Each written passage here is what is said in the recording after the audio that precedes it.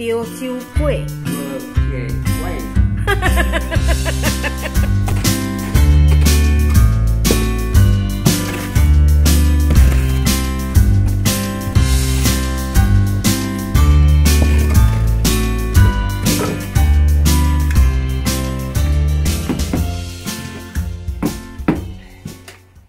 When I was a kid, on the weekend, this lady with this big basket. So every time when she come and she will say, Png Kuih, Png Kuih. And you know, as a kid, I think I was around 10 years old. You know, you go and shout for your mom, Mom, the Png Kuih auntie is here. And what my mom do is she will give me this big plate and she said, go and get 10. I took the plate and the money and I ran to her barefooted, and you know, this auntie, she's so kind. Every time when I buy from her, she always give me, instead of 10, she give me 11, sometimes 12. So she know that, you know, we have a big family and we have so many kids to feed. So when I moved to Sweden, I think I made a few times, and every time when I made, it's always you know, bringing it back the memories, and I think these memories is really special. And I know a lot of you guys are Singaporean who live abroad, and hopefully this will give you some good memories too. This recipe is not that difficult. It just takes some patience because first you have to make the rice, and then you have to make the dough, and then you have to steam it.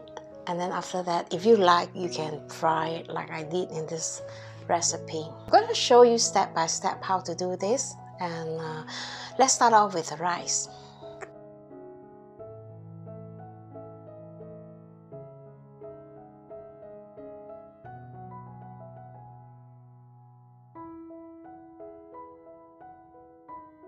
It's easy to pound the garlic with a little salt. You can either use fresh mushroom or dried mushrooms. Heat up the pan with some oil and fry all the ingredients. I like to start out by frying the onion until it is soft. And with the same pot, I fry the mushrooms, the dried shrimps, and the garlic. You want to fry this in low-medium heat until it is fragrant. Add some salt to prevent the garlic from burning. When it is done, put them aside and let's fry the chicken. If you prefer a more tender cut of chicken, I would recommend chicken drumstick. And if you are a vegetarian, you could of course quit this step.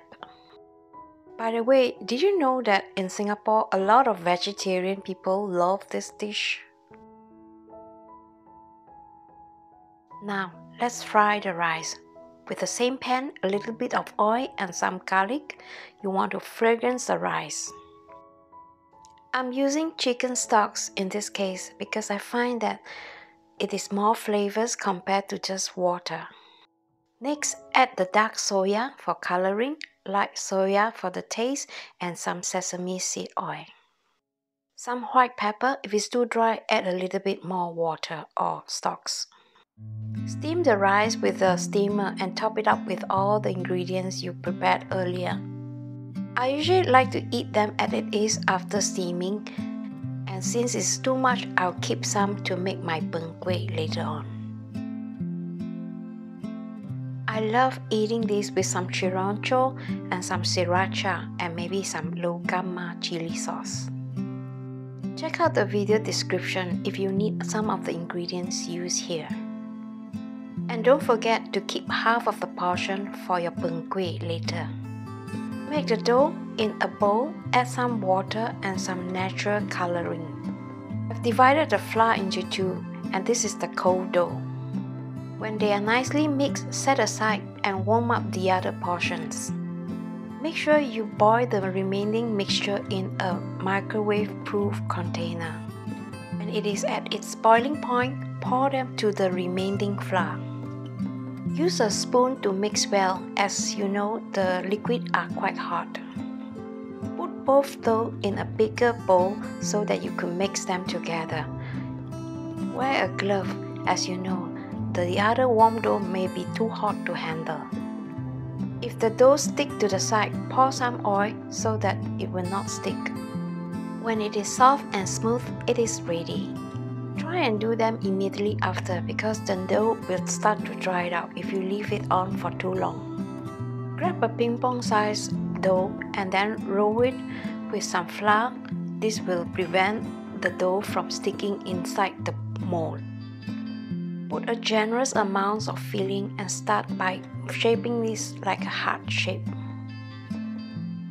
Make sure the surface of the dough are well floured. Put them in the mold and use the back of your palm to press it gently. To remove the png kuih, just give it a gentle tap on the table. I'm going to include the link to order this mold at the video description if you are interested. Oil the steaming pan so that the png kuih will not stick on it. Steam the png kuih in high heat for at least 10 to 15 minutes. I prefer to steam all of them at once so that it will not take up so much space in the refrigerator. Look at the mess. As for the sweet sauce, I'm just adding dark soy sauce and syrup. Oh, look at the png kuih. It's ready now. You can eat it as it is or do like me, fry them on a hot frying pan. LG said this dish reminds him of a Swedish dish called palt. Palt is a staple food for poor people. Usually you will find just some very fat pork belly and some onions.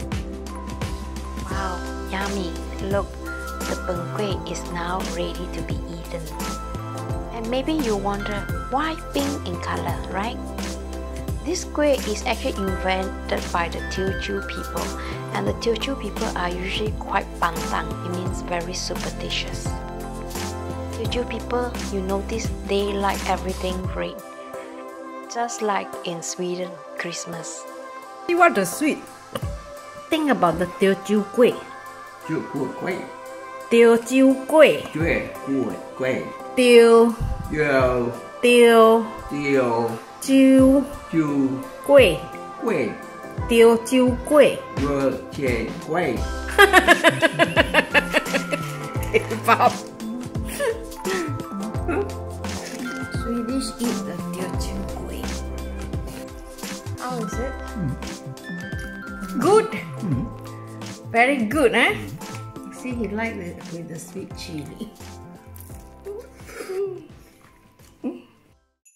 If you are looking for easy, cheap Christmas cookies recipe, this is the video for you. Stay tuned to my next video.